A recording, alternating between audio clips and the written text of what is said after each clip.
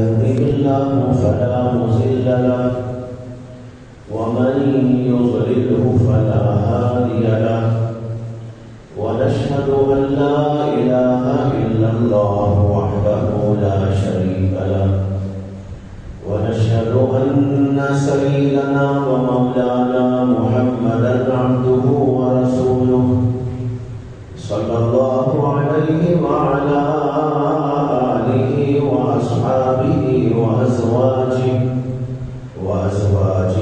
وذرياته وسلم تسليما كثيرا كثيرا أما بعد بھائیو بزرگو دوستو، نبی اکرم صلی اللہ علیہ وسلم کی نبوت پر دلائل کا ذکر چل رہا تھا اور بتایا گیا تھا کہ نبی اکرم صلی اللہ علیہ وسلم کی نبوت کی سب سے بڑی دلیل آپ کا علم ہے، آپ کی عقل ہے، آپ کی دیانت ہے، آپ کی سچائی ہے، آپ کی امانت ہے، اسی طرح آپ کے اخلاق اور آپ کا کردار۔ دوسرے نمبر پر وہ دلائل ہیں جن کو ہم معجزات کہتے ہیں۔ معجزات ایک ظاہری معجزات ہیں اور ایک باطنی معجزات۔ باطنی معجزات وہی ہیں جس کا ذکر میں 2-3 جمعہ سے آپ کے سامنے کرتا چلا آیا ہوں، اور یہی بتایا تھا کہ نبی اکرم صلی اللہ علیہ وسلم کو پہچاننے کا اور آپ کی نبوت پر دلیل قائم کرنے کا سب سے اعلیٰ اور عالمانہ و فاضلانہ طریقہ یہ ہے کہ آپ کے علم کو دیکھا جائے، آپ کی عقل کو دیکھا جائے، آپ کے اخلاق و کردار کو دیکھا جائے، آپ کی سچائی اور امانت داری کو دیکھا جائے۔ اس بات کی دلیل متعدد طرق سے آپ کے سامنے پیش کر چکا ہوں۔ حضرت عبداللہ بن سلام کا واقعہ اور اس کے ساتھ گزشتہ بار یہودیوں کی طرف سے کیے گئے سوالات کہ ذوالقرنین کون ہے اور اصحاب کہف کون تھے اور روح کس چیز کا نام ہے۔ جب مکے کے لوگوں نے یہودی علماء سے جا کر یہ کہا تھا کہ محمد صلی اللہ علیہ وسلم دعویٰ کرتے ہیں نبوت کا، آپ لوگ ہم کو کچھ ایسا بتا دیجئے کہ ہم پوچھ کر جان سکیں، پرکھ سکیں کہ وہ واقعی اللہ کے پیغمبر ہے یا نہیں۔ تو یہودیوں کے علماء نے کہا کہ ان سے جا کر یہ 3 سوالات۔ تفصیلی واقعہ میں عرض کر چکا ہوں کہ جب یہ سوال کیا نبی اکرم صلی اللہ علیہ وسلم سے، آپ نے کہہ دیا تھا کہ کل اس کا جواب دوں گا، لیکن چونکہ انشاءاللہ نہیں کہا تھا تو 15 دن تک وحی کا سلسلہ موقوف رہا۔ 15 دن کے بعد اللہ نے وحی نازل کی اور ان 3 سوالات کا جواب سورہ کہف کے اندر دیا گیا۔ اصحاب کہف کون ہے، ان کا جواب دیا گیا۔ ذوالقرنین کون تھے، اس کا جواب دیا گیا۔ روح کس چیز کا نام ہے، اس کے بارے میں بتایا گیا۔ يسألونك عن الروح قل الروح من أمر ربي وما أوتيتم من العلم إلا قليلا۔ روح کیا چیز ہے اس کو تم ابھی نہیں جان سکتے، تمہارے پاس اتنا علم نہیں ہے، تمہارے پاس اتنی عقل نہیں ہے، تم کو جو علم دیا گیا ہے وہ بہت تھوڑا سا علم دیا گیا ہے، بس اتنا جان لو الروح من امر ربی، روح میرے پروردگار کا ایک حکم ہے، میرے پروردگار کا ایک امر۔ اس سے زیادہ انسان اس کے بارے میں جان نہیں سکتا۔ یہ سوالات کا جواب تھا جو اللہ کے نبی علیہ السلام کو بتایا گیا۔ یہ واقعہ بھی بتا رہا ہے کہ یہودی علماء نے نبی اکرم صلی اللہ علیہ وسلم کو جانچنے کی کوشش کی تو علم سے جانچا، کہ آپ کا علم کیسا تھا، آپ کیا کیا باتیں جانتے ہیں، وہ چیزیں جو عام طور پر لوگ جان نہیں سکتے، وہ جو باتیں اگر آپ جانتے ہو تو ہم سمجھے کہ آپ اللہ کے واقعی پیغمبر اور نبی ہیں۔ ایسے بہت سارے واقعات تاریخ کے اندر ملتے ہیں کہ جب اللہ کے نبی علیہ السلام سے اس قسم کے سوالات کیے گئے، آپ نے ان کے جوابات فراہم کیے، اور پھر جاننے والوں نے جانا، اور جاننے والے کچھ تو وہ تھے جو ماننے والے بھی بن گئے، اور کچھ وہ بھی تھے جن کو کسی چیز نے روک لیا۔ یہ تو ہے جاننا اور ایک ہے ماننا۔ جہاں تک جاننے کا سلسلہ ہے، اللہ نے ایسے دلائل قائم کر دیے، ساری دنیا پر آشکارا کر دیا کہ کوئی شخص انکار نہیں کر سکتا تھا کہ اللہ کے پیغمبر نہیں۔ ان کے دل اندر سے گواہی دیتے تھے، زبانوں پر بھی آیا کرتا تھا۔ اور اس سلسلے میں جو سب سے بڑا معجزہ نبی اکرم صلی اللہ علیہ وسلم کو دیا گیا، علمی معجزہ و قرآن کی شکل میں آپ کو دیا گیا، علم کا ذخیرہ اور ہمہ قسم کے علوم کا ایک سمندر، اور پھر اس کی زبان، اس کا اسلوب، اس کا طرز، یہ عجیب و غریب معجزہ محمد رسول اللہ صلی اللہ علیہ وسلم کو دیا گیا۔ اور دیکھنے والوں نے دیکھا، جانچنے والوں نے جانچا، پرکھنے والوں نے پرکھا، ہاں ماننے والوں نے مانا، نہ ماننے والوں نے نہ مانا، لیکن جہاں تک جاننے کا مسئلہ تھا وہ تو بالکل صاف کر دیا اللہ نے معجزات کے ذریعے سے، اور آپ کے اخلاق اور کردار اور مختلف اور طرق سے کہ واقعی آپ اللہ کے پیغمبر ہیں اور اللہ کے نبی۔ ان میں سے ایک چیزیں تھی جس کا ذکر میں نے کیا، اور پھر قرآن کریم ایک چیز ہے جس کے ذریعے لوگوں کے اوپر حجت تام کر دی گئی۔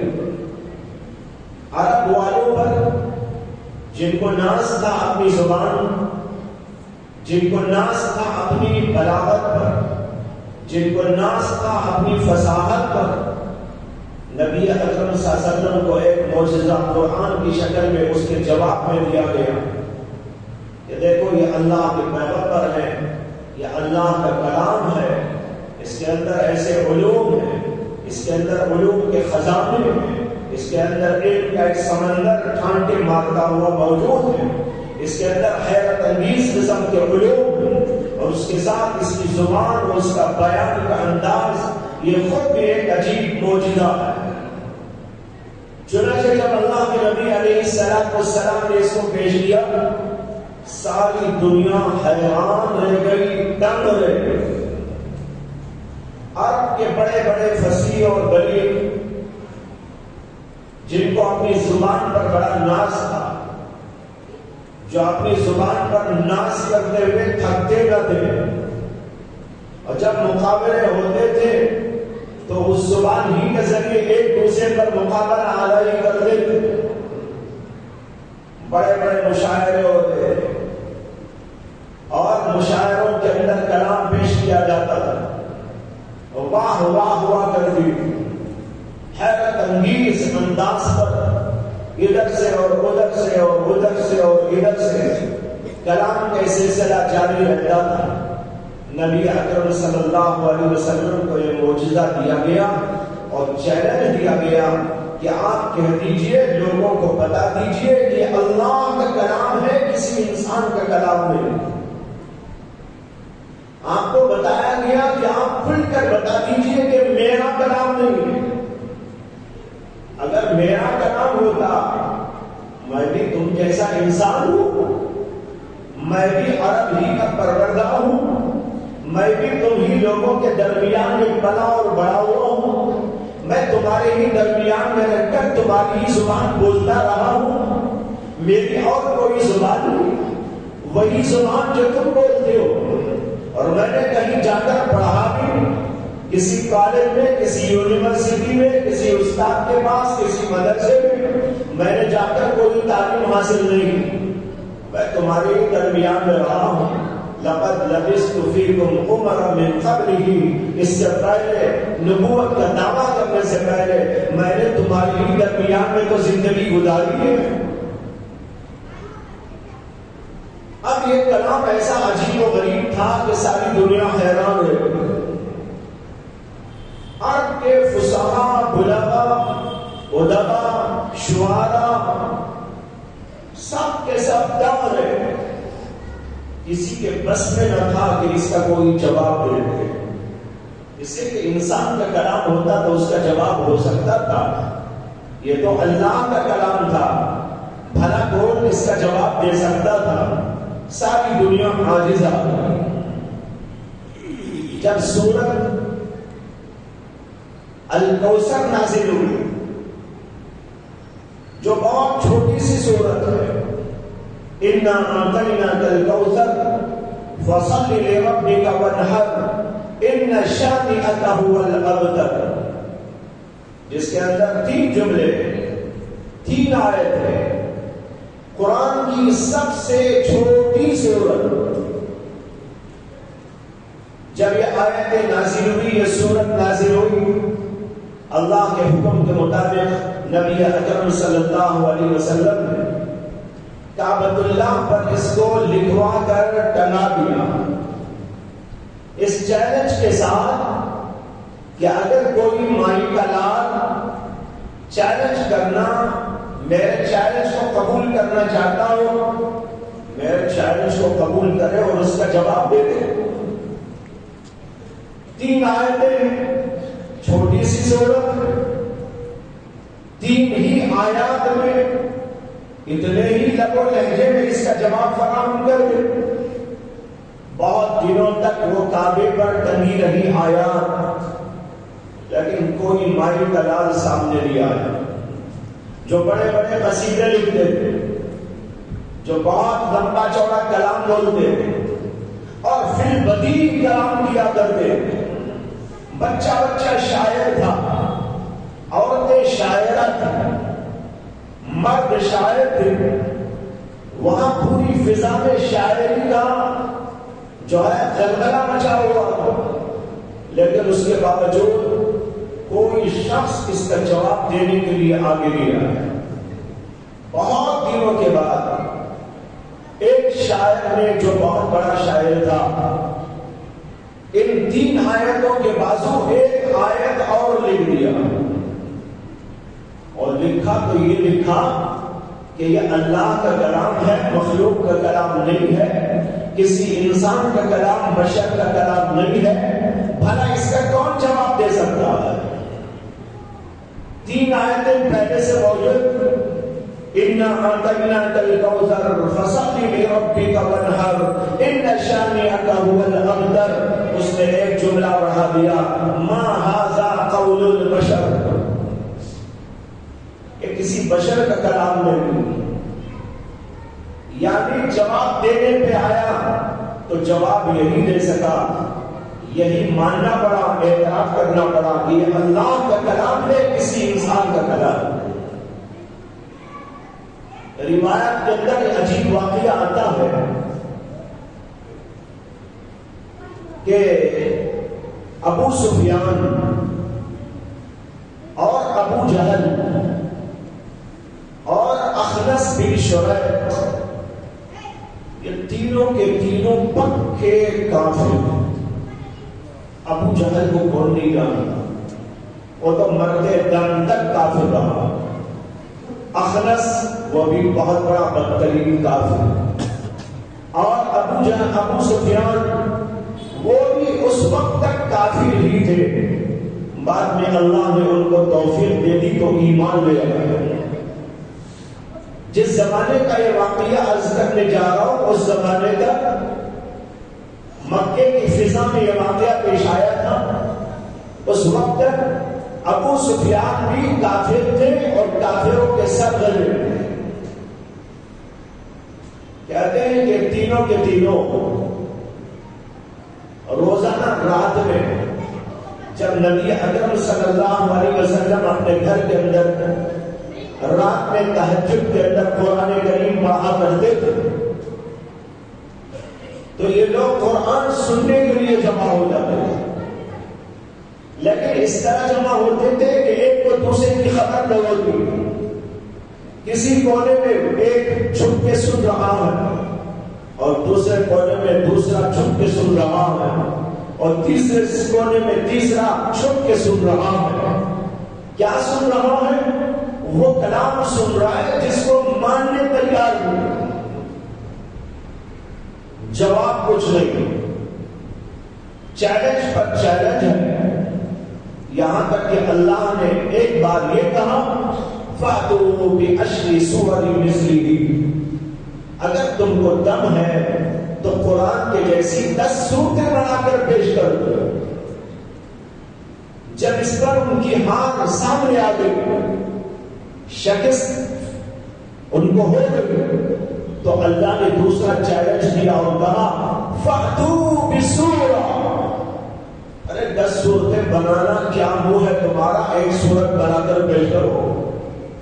10 صورتیں بنانا، 10 صورتیں نہیں، ایک صورت کا چیلنج دیتا ہوں، فَأْتُوا بِسُورَةٍ مِثْلِهِ، قرآن کے جیسی ایک صورت بنا کر پیش کرو۔ اور پھر اللہ نے یہ بھی کہا قُلْ لَئِنِ اجْتَمَعَتِ الْإِنسُ وَالْجِنُّ عَلَىٰ أَن يَأْتُوا بِمِثْلِ هَٰذَا الْقُرْآنِ لَا يَأْتُونَ بِمِثْلِهِ وَلَوْ كَانَ بَعْضُهُمْ لِبَعْضٍ ظَهِيرًا۔ اے نبی آپ چیلنج کرتے ہوئے یہ بھی کہہ دیجیے کہ اگر تمام جنات اور تمام انسان سب کے سب جمع ہو جائے اور قرآن کے جیسا کلام بنا کر پیش کرنا چاہے، لا یأتون بمثلہ، تو قرآن کے جیسا کلام بنا کر نہیں پیش کر سکتے، وَلَوْ كَانَ بَعْضُهُمْ لِبَعْضٍ ظَهِيرًا، اگرچہ کہ ان میں سے بعض کے معاون و مددگار بن جائیں، تعاون کرے، ایک دوسرے کے ساتھ تعاون کرتے ہوئے بنانا چاہے، تب بھی قرآن کا کوئی جواب لے کر نہیں پیش کر سکتا۔ تو بہرحال اتنا سب کچھ ہونے کے باوجود، ہار ماننے کے باوجود، حال یہ تھا کہ لوگ قرآن کریم سننے کے لیے جمع ہو جاتے ہیں۔ اللہ کے نبی صلی اللہ علیہ وسلم رات میں عام طور پر قرآن مجید اللہ کے سامنے کھڑے ہو کر پڑھا کرتے تھے، تہجد میں، کبھی پوری رات اور کبھی آدھی رات قرآن کہتا ہے، اور یہ بالکل ابتدائی دور کی صورت میں کہا گیا ہے یا ایھا المزمل قم الليل الا قليلا نصفه او انقص منه قليلا او زد عليه۔ اللہ کہتے ہیں اے مزمل، اے چادر اوڑھنے والے، یہ بالکل ابتدائی دور کی آیات ہے، ابتدائی دور کی صورت۔ یا ایھا المدثر، یہ بھی ابتدائی دور کی، اور پھر یہ بھی یا ایھا المزمل ابتدائی دور کی صورت ہے۔ اللہ نے کہا یا ایھا المزمل، اے چادر اوڑھنے والے، قم الليل الا قليلا، آپ رات میں کھڑے ہو کر ہمارے سامنے راز و نیاز کرنا چاہتے ہیں، آپ ہمارے سامنے کھڑے ہو کر ہماری عبادت کرنا چاہتے ہیں، جی ہاں کیجئے ضرور، الا قلیلا، لیکن تھوڑا اپنے اوپر رحم بھی کیجئے اور کچھ دیر آرام بھی کر لیجیے۔ کیا رب العزت ہے اللہ، قم الليل الا قلیلا، آپ پوری رات کھڑے رہے۔ اللہ تعالیٰ نے رحم کرتے ہوئے آیت نازل فرمائی قم الليل الا قلیلا، آپ کھڑے ہو، عبادت ہمارے لیے کرے، الا قلیلا، مگر تھوڑی دیر آرام بھی کر لیا کیجیے۔ ہو سکتا ہے کسی کو یہ سوال پیدا ہو، اگر اللہ کو رحم و کرم کرتے ہوئے اللہ کے نبی کے ساتھ یہی کہنا تھا تو پھر اللہ تعالیٰ یوں کہتے کہ اے نبی آپ سو جایا کیجئے، تھوڑی دیر اٹھ کر عبادت کیجئے۔ قم الليل الا قلیلا کے بجائے نم الليل الا قلیلا، قم الليل الا قلیلا کے بجائے نم اللیل الا قلیلا، آپ رات میں سو جایا کریں، تھوڑی دیر اٹھ جایا کریں. یہ بھی تو ہو سکتا تھا نا، لیکن اللہ نے کہا نہیں، قم اللیل الا قلیلا، رات بھر کھڑے ہو کر عبادت کریں مگر کچھ دیر آرام بھی کیا. اس کے اندر ایک خاص نکتہ ہے، مگر سمجھ سکتے ہیں وہی جن کے دلوں میں اللہ کے عشق کی آگ لگی ہوئی، جو اللہ کے عشق کی آگ میں تپ رہے ہوں، پک رہے، جن کے دل اللہ کے عشق سے خالی ہو، اللہ کی محبت سے خالی ہو. شاید ان کو بہت دیر میں سمجھ میں آئے یا نہ سمجھ میں آئے. اللہ کے نبی علیہ السلام روزانہ کھڑے ہوتے تھے، رات بھر عبادت کیا کرتے تھے، رات بھر، اور ورم آ جایا کرتا تھا پیروں پر، بہت دیر تک کھڑے رہتے تھے. رکوع میں ہے تو رکوع بہت دیر تک، سجدے میں ہے تو سجدہ بہت دیر تک، قیام میں ہے تو قیام بہت دیر تک. لمبی لمبی نمازیں ہوا کرتی تھی، بلکہ پوری رات عبادت پہ گزار دیتے تھے. اور یہ کیوں کرتے تھے؟ محض اللہ کی محبت اور عشق سے کیا کرتے تھے. لیکن اللہ نے چاہا کہ نبی اتنا زیادہ تکلیف نہ اٹھائے، کچھ دیر آرام بھی کر لیا. تو اب یہاں یہ تھا کہ آپ کو یوں کہا جاتا کہ آپ رات میں سو جایا کریں، تھوڑی دیر اٹھ جایا کریں. لیکن کسی معشوق کو عاشق یوں کہتے تو اس کا دل تو بیٹھ جائے گا، اس کا دل تو بیٹھ جائے گا. ایک عاشق، ایک معشوق اپنے عاشق کے لیے جا رہا ہے، خدمت کر رہا ہے، اور اس سے کہہ دیا جائے نہیں بھائی آپ آرام کرو، جاؤ، کبھی کبھی میرے پاس آیا کرو. اس کا دل ٹوٹے گا کہ نہ ٹوٹے گا؟ اور کہے گا ارے کیا میرے سے ناراض ہو گئے ہیں؟ کیا میرے ساتھ کچھ ایسی بات پیش آ گئی؟ مجھ سے یہ کہا جا رہا نہیں جاؤ سو جاؤ، تھوڑی دیر آیا کرو میرے پاس. دل بیٹھ جاتا. اس لیے اللہ نے کہا اے نبی آپ ہمارے عشق میں آتے ہیں، ہماری محبت میں جاگا کرتے ہیں، ہمارے عشق و محبت میں کھڑے رہتے ہیں، رات بھر کھڑے رہتے ہیں. اس لیے ہم آپ سے کہتے ہیں کھڑے رہا کیجئے، ہمارے پاس آیا کیجئے، عبادت میری کیا کیجئے، بہت دیر تک میرے پاس رہا کیجئے، لیکن کچھ دیر آرام بھی کر لیا کیجئے. سمجھ میں آیا کہ نہیں آیا؟ تو یہ عاشقانہ قبول ارجاء ہے. اللہ کا مقصود تو یہ تھا کہ آپ اتنی زیادہ تکلیف نہ اٹھائیں. لیکن یوں کہہ دیا جاتا آپ سو جایا کریں، کچھ دیر آیا کریں. نبی کے دل پر اس کا کیا اثر گزرتا؟ اس لیے اللہ نے کہا نہیں آیا کیجئے، عبادت کیا کیجئے، میرے پاس رہا کیجئے، بہت دیر تک رہا کیجئے، لیکن آپ کا اپنا بھی کچھ خیال کیجئے. الا قلیلا، کچھ دیر آرام ہونا چاہیے. تو فرمایا قم اللیل الا قلیلا، لیکن وہ قلیل کتنا ہونا چاہیے؟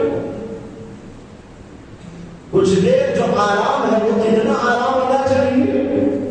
اللہ نے کہا نصفہ او انقص منہ قلیلا او زد علیہ.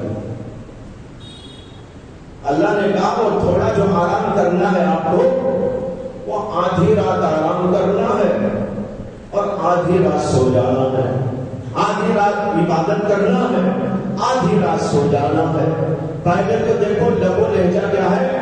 الا قلیلا، کچھ دیر آرام کرو. لیکن وہ کچھ کی بات میں تفصیل کی، وہ نصفہ ہو، آدھی رات آرام کر لینا. پہلے ہی اگر کہتے آدھی رات ہمارے پاس آؤ، آدھی رات سو جایا کرو، تب بھی نبی کے دل پر اس کا گہرا اثر ہوتا.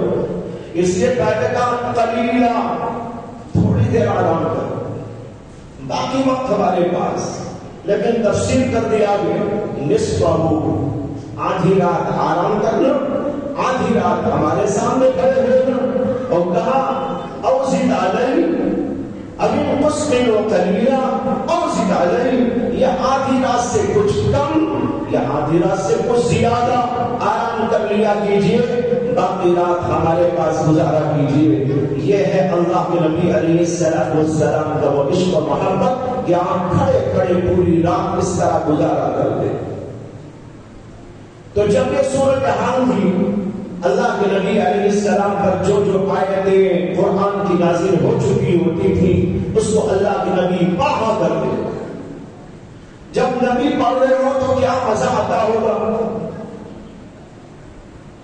یہ تو نبی کی زبان، دوسرے خدا کا کلام، اور تیسرے اللہ کے نبی صلی اللہ علیہ وسلم کا عشق و محبت میں ڈوبا ہوا انداز، یہ سب چیزیں ملا کر جو وہاں بات پیدا کر دیتی ہوگی اس کو تو زبان کے الفاظ سے تعبیر کرنا ممکن نہیں۔ کلام ہے اللہ کا، زبان ہے نبی کی، اور پھر عشق و محبت میں ڈوب کر کس لبو لہجے میں انداز میں اللہ کے نبی پڑھ رہے ہوں گے وہ تو خدا بھی جانتا ہے اور نبی بھی جانتا ہے۔ جب ان کفار کو پتا چلا کہ وہ رات میں اس کلام کو کھڑے ہو کے پڑھتے تو یہ بڑے بڑے سرکرے تھے، یہ لوگوں کو منع کرتے تھے اور کہتے تھے قرآن مت سنا کرو، قرآن سنو گے تو تم انہیں کے ہو جاؤ گے، قرآن کا جادو تم پہ چل جائے گا۔ قرآن ایسی چیز تھی کہ جو سنتا تھا متاثر ہوتا تھا، مرعوب ہوتا تھا، نبی پر ایمان لانے تیار ہوتا تھا، اس قرآن کو ماننے پہ مجبور ہوا کرتا تھا۔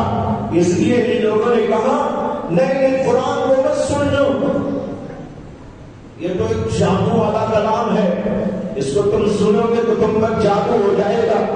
اپنے عوام کو منع کرتے تھے اور کہتے تھے قرآن نہ سنو، اور یہ بھی کہتے تھے جب وہ قرآن پڑھا کرے وَلْقُمْ فِي، شور مچاؤ، ذرا ہنگامہ کرو، ان کی آواز دب جائے اور تم غالب آ جاؤ، لعلکم تغلبون، تاکہ تم غالب آ جاؤ، نبی کی آواز دب جائے اور دوسرے لوگ ان کا کلام نہ سن سکے۔ یہ تھا ان کافروں مردودوں کا شیوا اور طریقہ، لیکن اس کے باوجود اس میں جو لذت اور مزہ تھا اس کو سننے کے لیے بے چین ہوتے تھے، رات کا انتظار کرتے تھے۔ ابو سفیان بھی، ابو جہل بھی، اخنس بن شورات بھی یہ آ کر نبی اکرم صلی اللہ علیہ وسلم کے گھر کے اطراف جمع ہو جاتے تھے، کوئی ادھر چھپ چھپ کر، اور یہ سمجھتے تھے میرے سوا یہاں کوئی نہیں ہے۔ ابو سفیان کا بھی خیال تھا میں ہی یہاں ہوں اور کوئی نہیں۔ ابو جہل بھی یہ سمجھتا تھا میرے سوا یہاں کوئی نہیں۔ وہ اخنس بن شرح بھی یہ سمجھتا تھا کہ میرے سوا یہاں کوئی نہیں ہے، اس لیے سب یہ سمجھ کر کہ تنہا میں سن رہا ہوں اور مزہ لوٹوں گا اس کلام کا، اس لیے کھڑے ہو کر رات بھر سنتے تھے۔ ہوا یہ کہ جب نکلے صبح ہونے کے بعد یا رات کے آخری حصے میں جب اللہ کے نبی نے تلاوت کو ختم فرمایا تو یہ اپنے گھروں کی طرف لوٹنے کے لیے جب چلے، اتفاق ایسا ہوا کہ اس کونے سے وہ نکلا تو اس کونے سے یہ نکلا، اس کونے سے وہ نکلا، اور تینوں کی ملاقات ہو گئی، اور تینوں کے تینوں ایک دوسرے سے مل کر شرمندہ ہو گئے۔ اس کو دیکھ کر اسے شرم آ رہی ہے، اس کو دیکھ کر اس کو شرم آ رہی ہے کہ ہم ساری دنیا کو کہتے ہیں محمد کا کلام نہ سنو، محمد کے پاس نہ جاؤ، اور ہم سب رات کو نیند کی قربانی لے کر آئے ہوئے۔ یہ بھی ایک عجیب بات ہے، نیند کی قربانی، آرام کا وقت اس کو قربان کیا، اور اس کلام کو سننے کا جو جذبہ تھا اس کو پورا کرنے کے لیے چلے آئے تھے۔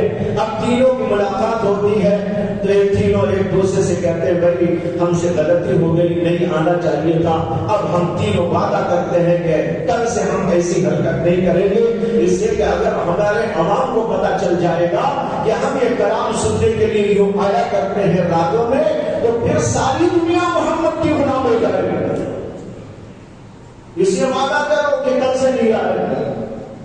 تینوں نے وعدہ کر لیا، قسمیں کھائی، اس کے بعد چلے گئے۔ جب وہ دوسری رات ہوئی، اندر سے بے چینی ہونے لگی، ارے سننا چاہیے وہ کلام، کیا ٹیسٹ ہے اس کلام میں، کیا لذت اور حلاوت ہے اس کلام میں، کیا عجیب و غریب انداز ہے اس کلام کا۔ ایسا کلام تو کہیں ہم نے نہیں سنا، ایسا پاکیزہ اور ایسا عجیب و غریب انداز کا ایسا کلام تو کہیں نہیں ہے، سننا چاہیے۔ ابو سفیان دل میں کہنے لگے، وہ دونوں تو وعدہ کر چکے ہیں کہ نہیں آئیں گے، وہ دونوں تو نہیں آئیں گے، میں قسم توڑ کے چلا جاؤں گا۔ ابو جہل نے بھی یہی سوچا کہ وہ دونوں نہیں آئیں گے، میں چلا جاؤں گا۔ تیسرے نے بھی وہی سوچا، وہ دونوں نہیں آئیں گے، میں چلا جاؤں گا۔ اب وہاں گئے اور پھر تینوں کی ملاقات ہو گئی۔ بھائیو، یہ بات بتا رہی ہے یہ اللہ کا کلام کیسا عجیب و غریب حیرت انگیز کلام تھا۔ آج امت اس کلام کو پڑھنے سے کترا رہی ہے۔ ابو جہل سننے کو تیار، ابو سفیان سننے کو تیار، باغی و سرکش اس کو سننے کو تیار، لیکن امت ہے کہ منہ موڑ کے جا رہی ہے۔ کتنے لوگ ہم پہ ایسے موجود ہیں جن کو قرآن پڑھنا نہیں آتا؟ آپ یہ سمجھتے ہیں کہ ابو جہل کو قرآن پڑھنا نہیں آتا؟ ارے وہ تو اس کی مادری زبان تھی، اسی کی مادری زبان میں نازل ہوا تھا، ان کو آیتیں بھی یاد تھی، اگرچہ مانتے چاہے نہ ہو لیکن ان کو کلام کا ایک حصہ یاد تھا، ایک دوسرے کو پیش کرتے تھے، ایک دوسرے کو سنا کرتے تھے۔ آج یہ آیت نازل ہوئی، آج یہ آیت نازل ہوئی، آج یہ نازل ہو گیا، آج یہ سورت نازل ہو گئی، محمد نے یہ پیش کر دیا، محمد نے یہ پیش کر دیا، پوری دنیا کے اندر دھوم مچا کر دی۔ لیکن آج ہمارے گھروں کے اندر قرآن موجود ہے، لیکن قرآن کی کوئی دھوم نہیں ہے۔ قرآن کی دھوم کے بجائے قرآن پر دھول ہے، قرآن کی دھول مچنے کے بجائے آج ہمارے گھروں کے اندر قرآن پر دھول جمی ہوئی، وہ دھول میں اٹکا، لوگ اٹھانا گوارا نہیں کرتے، دیکھنا گوارا نہیں کرتے، پڑھنا گوارا نہیں کرتے، رکھ دیا تو رکھ دیا، اس کی صفائی تک ان کو ذہن کے اندر نہیں آتی۔ بھائیو، جب ہم نے قرآن چھوڑ دیا تو ہماری حیثیت دنیا میں گھٹتی چلی گئی۔ بتا یہ رہا تھا کہ حیرت انگیز کلام جس کو قرآن کریم کہتے ہیں، بطور معجزہ محمد صلی اللہ علیہ وسلم کو عطا فرمایا گیا۔ میں پہلے کہہ چکا ہوں، آپ کے جاننے کا، آپ کی معرفت کا اور آپ کی نبوت کو جاننے کا سب سے بڑا طریقہ آپ کا علم، آپ کی دیانت، آپ کی امانت، آپ کا اخلاق، آپ کا کردار، اور اسی کے اندر یہ قرآن بھی اللہ نے آپ کو عطا فرمایا۔ اس کے ذریعے میرے نبی کو پہچانو، اس کے علوم کو دیکھو، کیا کیا علوم ہے قرآن مجید کے اندر، حیرت انگیز علوم ہے اس کے اندر۔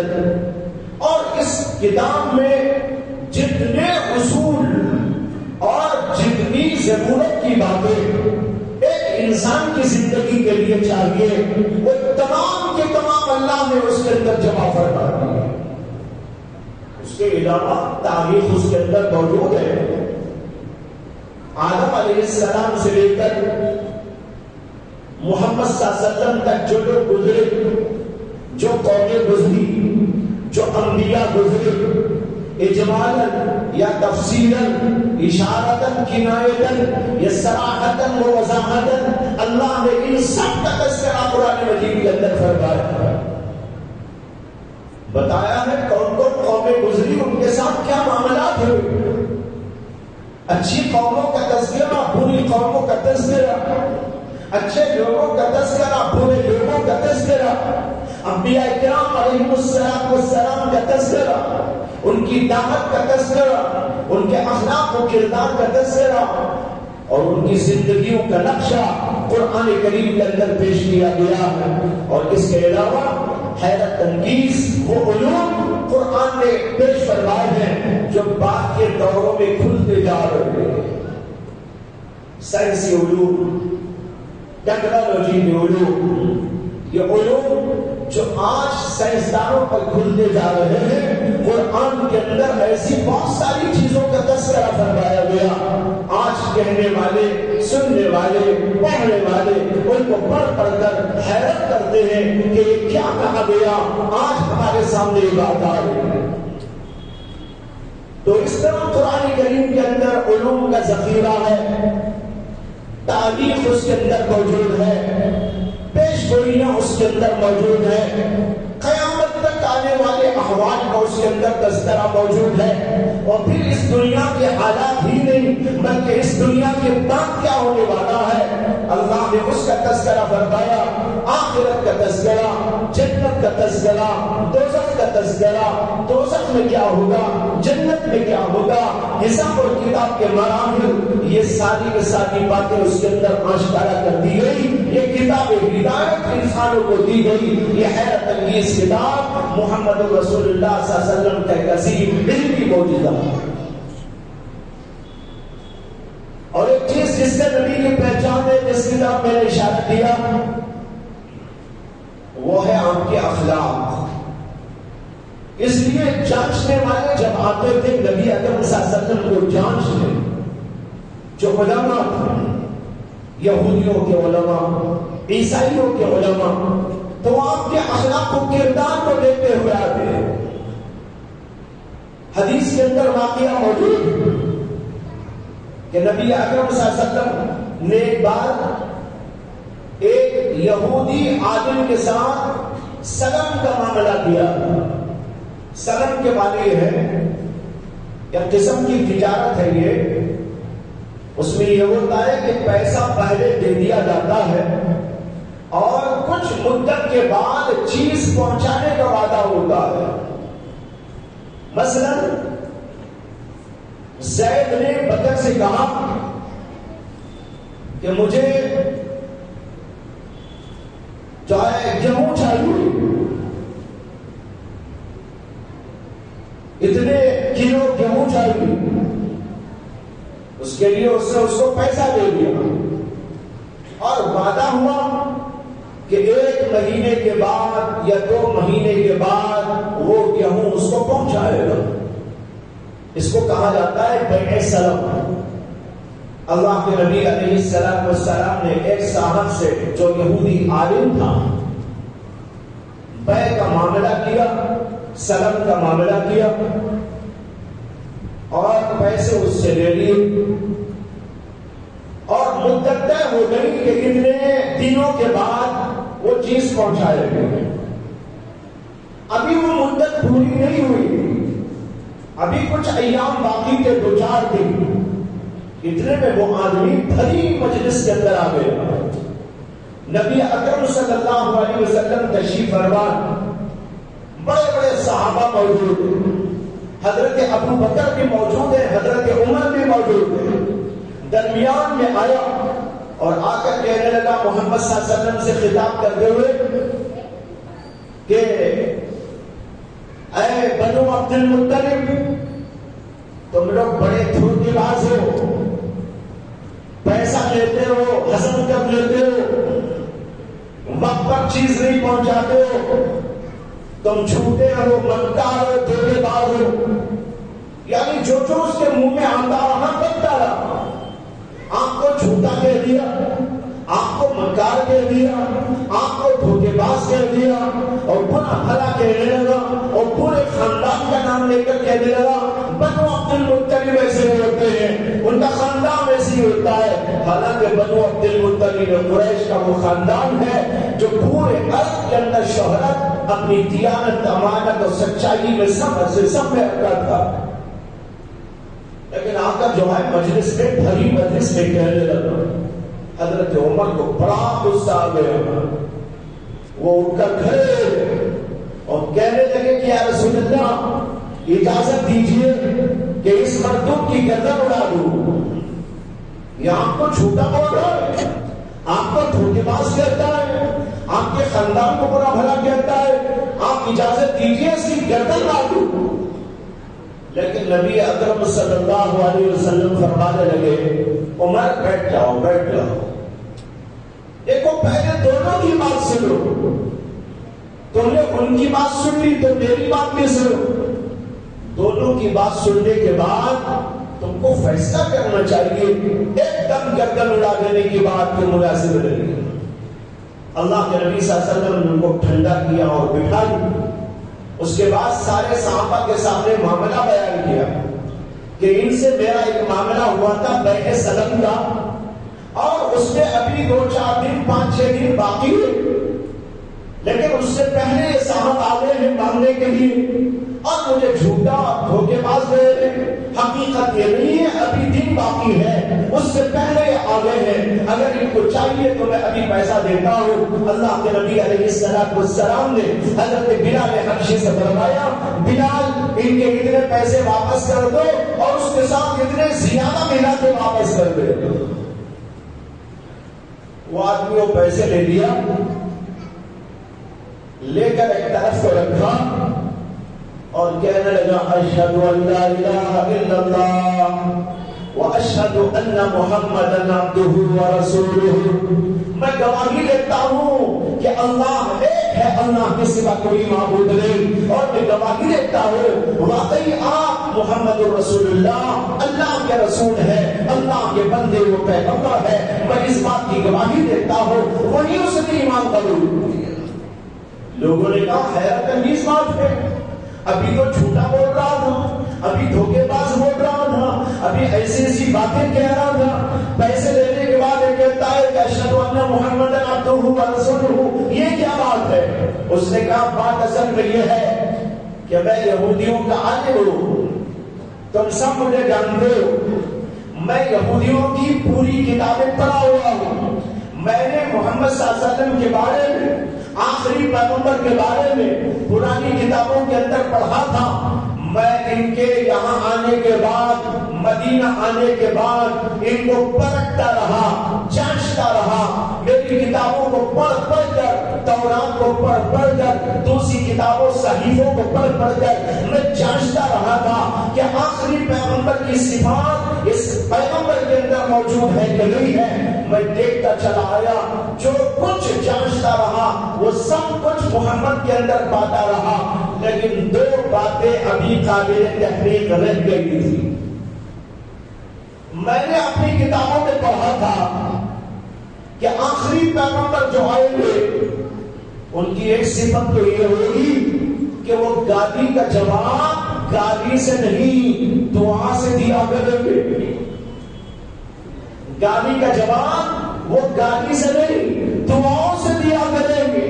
اور دوسری بات میں نے یہ پڑھی تھی، ان کے اندر حلم ہوگا، ان کے اندر صبر ہوگا، وہ ہر چیز کو برداشت کرنے والے ہوں گے، ان کو گالی دینے والے گالی دے، ان کو برا بھلا کہنے والے برا بھلا کہے، لیکن وہ غصے میں نہیں آتے، وہ حلم رکھتے ہیں، اپنے غصے کو پی جایا کرتے ہیں۔ یہ میں نے تورات میں پڑھا تھا، پوری چیزیں میں نے دیکھ لی تھی جو کچھ تورات میں آئی تھی، لیکن یہ 2 باتیں باقی رہ گئی۔ یہ معاملہ ہمارا ہوا تھا، ابھی 2-4 دن باقی ہی تھے، میں نے یہ 2 باتیں جانچنے کے لیے پورا ناٹک کیا، یہ 2 باتیں جانچنے کے لیے میں نے پورا ناٹک کیا، میں نے کھیل کھیلا، میں نے دیکھنا چاہا واقعی آپ کے اندر علم و صبر ہے کہ نہیں ہے، اور واقعی آپ گالی کا جواب گالی سے دیتے ہیں یا نہیں دیتے ہیں، یہ میں دیکھنا چاہ رہا تھا۔ اب میں نے آ کر اسی لیے کچھ گالیاں دے دیا آپ کو، جھوٹا، مکار، دھوکے باز، تمہارا خاندان ایسا، پورے خاندان کو لے لیا۔ میں نے دیکھا کہ دیکھتے ہیں کہ گالی کا جواب یہ کیا دیتے، لیکن میں نے دیکھ لیا کہ گالی کا جواب انہوں نے گالی سے بھی دیا، رحم سے دیا، کرم سے دیا، مجھے دکھایا، سمجھایا، حقیقت حال سے واقف کرایا۔ یہ جو ان کا طرز عمل ہے یہ مجھ کو نظر آ گیا۔ اور دوسری بات مجھے دیکھنا تھا کہ یہ غصے میں آ کر بے تحاشا کچھ بول بھی جاتے ہیں، یا صبر کرتے ہوئے غصے کو پی جاتے ہیں. میں نے پڑھا تھا کہ ان کے اندر بڑا حلم ہوگا، وہ پی لیتے ہیں اپنے غصے کو. میں نے یہاں پر اس کو بھی دیکھ لیا. جب ساری علامات میرے سامنے واضح ہو گئی، میں نے ان کا اخلاق، ان کا کردار، ان کی امانت، ان کی دیانت و صداقت، جو کچھ کہ ہماری کتابوں میں لکھا تھا میں سب کچھ دیکھ لیا. اب میں نے ایمان قبول کر لیا. یہ میرے ایمان لانے کا وقت تھا. یہ سب کچھ واقعہ پیش آیا. تو بھائیو، یہ ہے نبی کو پہچاننے کا طریقہ. میں نے یہ موضوع اس لیے اٹھایا کہ ہمارے بہت سے بھائی ایسے ہیں، کالجوں میں پڑھ رہے ہیں، یونیورسٹیوں میں پڑھ رہے ہیں، ڈاکٹری پڑھ رہے ہیں، انجینئر بن رہے ہیں، ادھر کی ادھر کی ساری معلومات ان کو ہو جا رہی ہے، لیکن ان کو نبی کی پہچان نصیب نہیں ہے. کبھی پڑھا ہو نبی کو کیسا پہچانا جائے گا؟ اور نبی کے بارے میں لکھی ہوئی کتابوں کو دیکھو. یہ وہ زمانے کی باتیں جس زمانے میں کہ پوری دنیا آپ کی مخالف تھی، پورے کا پورا مکہ آپ کا مخالف تھا. اس کے باوجود کیا کسی نے آپ کے کیریکٹر پر انگلی اٹھائی ہے؟ کیا کبھی ابو جہل نے کہا؟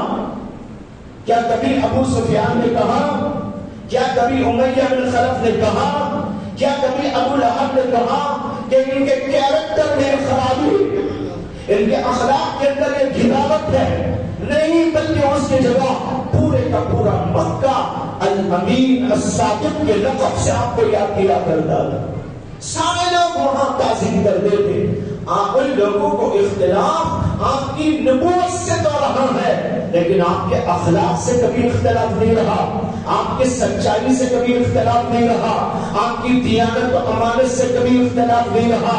یہاں تک کہ آپ کو معلوم ہوگا جب نبی اکرم صلی اللہ علیہ وسلم مکہ چھوڑ کر مدینہ تشریف لے جا رہے تھے، ہجرت کا واقعہ پیش آیا تھا. اس وقت جب کہ پورے کا پورا مکہ محمد صلی اللہ علیہ وسلم کا مخالف ہے، آپ کی نبوت سے ٹکر لے رہا ہے، آپ کے لیے کانٹے بچھا رہا ہے، آپ کو چلنے اور پھرنے کے لیے مصیبتیں کھڑا کر رہا ہے، آپ کی گردن کے اندر جو ہے کچھ چیزیں ڈال کر کھینچ رہا ہے، آپ کو تکلیف پہنچانے کی ہر طرح کی کوششیں کر رہا ہے. لیکن آپ کو معلوم ہونا چاہیے اے مصیبت اور وہی سارے کے سارے بدترین کافر اگر کسی پر امانت داری اور صداقت کی وجہ سے اطمینان کیا کرتے تھے تو محمد صلی اللہ علیہ وسلم کی ذات پر ان کی امانت بھی آپ کے گھر پہ رکھی ہوئی. کافر تھے، مردود تھے، مشرک تھے، بدبخت تھے، آپ کے دشمن تھے، لیکن اس کے باوجود امانت رکھنے کے لیے وہ زمانہ تو بینکوں کا زمانہ نہیں تھا. کسی کے پاس امانت دار آدمی کے پاس میں امانت رکھنے کا سلسلہ تھا. وہاں پوری فضا میں اگر کوئی معتمد مانا گیا، امین مانا گیا، سچا مانا گیا، صادق مانا گیا تو ہمارے نبی علیہ السلام ہے. آپ کے پاس ایک کفار امانتیں لا کے رکھتے تھے. جب آپ ہجرت کر کے جا رہے تھے تو حضرت علی کو چھوڑ دیا تھا اپنے گھر میں اور فرمایا تھا میں جب یہاں سے نکل جاؤں اس کے بعد یہاں دیکھو یہ امانت فلاں کی ہے، یہ امانت فلاں کی ہے، یہ اس کو پہنچانا ہے، یہ اس کو پہنچانا ہے، یہ فلاں کو دینا ہے. اس کو دینے کے بعد تم یہاں سے پوچھ کر کے مدینہ آ جانا. یہ ہے وہ چیز جس سے کہ نبی کی پہچان ہوتی ہے. رہے ظاہری معجزات اللہ نے اس کو بھی قائم کر حجت تام کر دی. انشاءاللہ اس کے بارے میں اگلے ہفتے میں کچھ عرض کرنے کی کوشش کروں گا کہ ظاہری معجزات اللہ کے نبی سے کیا کیا اور کیسے ظاہر ہوئے. اللہ تعالی ہم سب کو پکا اور سچا ایمان و یقین عطا فرمائے. وآخر دعوانا ان الحمد للہ رب العالمین.